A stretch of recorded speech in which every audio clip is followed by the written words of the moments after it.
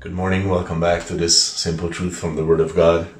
So, thinking about what meditation actually accomplishes in our lives, one is that it will make you wiser than your enemies, and that's I don't mean I'm not necessarily thinking about people, but we all face enemies every day. Maybe not literally, but in the form of challenges, negative thoughts, or temptations. Okay, like those are enemies. Those are all enemies to us. And there is a powerful secret to gaining wisdom for these situations, and that is meditating on the Word of God. Unsurprisingly, because that's what I've been talking about here for a few weeks.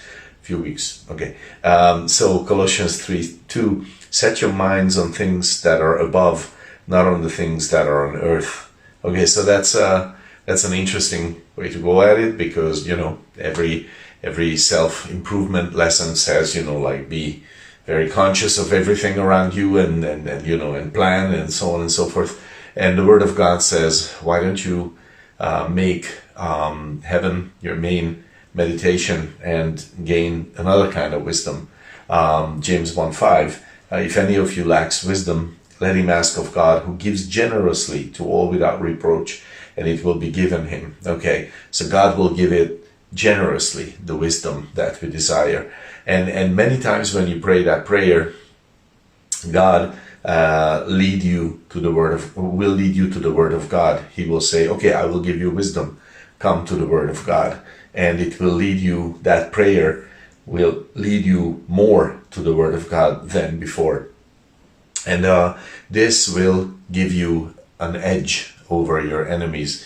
Not the edge of being smarter or being, more assertive, being more bold or something of the sort, but a different edge, an edge where the Word of God gives you supernatural wisdom and insight into life, and you can approach things at a very different angle than everyone else, everyone humanly, even you humanly would do. And we can see this, of course, with Jesus in the Gospels, and I'm not going to go to those examples because there are like so many, but he approached things at a very different angle. They gave him two choices, how about this or that? And then he would just he would just go at a very different angle, and he would say something, and all of a sudden they looked like, what were we asking again? It's almost like a joke. And, you can be that person, not Jesus, but having wisdom from above and approaching things in a very different angle. So Psalm 119 verses 97 and 98 say, oh, how I love your law. It is my meditation all the day. Your commandment makes me wiser than my enemies, for it is ever with me.